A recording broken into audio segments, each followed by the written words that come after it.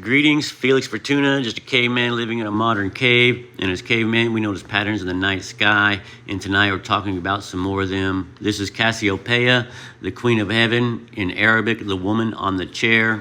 Here she is with her daughter Andromeda.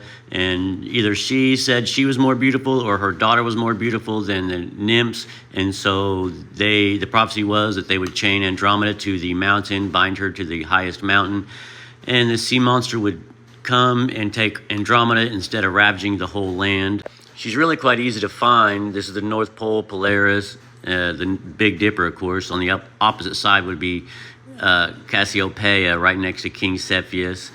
And part of her punishment was to hang upside down half the year and cling to her chair. So that's why sometimes she looks like this with one arm raised like she's falling out of the chair.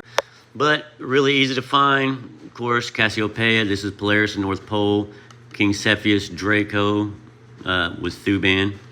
The Great Big Dipper, the Big Plow, the Great Plow, of course, would be right next to Bootes.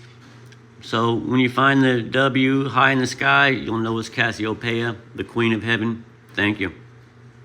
But I also should have had this image in there of Cassiopeia upside down, Andromeda chained, bound, and then Perseus with Medusa's head. And he flies along with Pegasus, and he saves her. And we have this image of Cassiopeia with her hair. So maybe something with Como Berenices, and her beautiful hair is also part of the sea nymphs myth.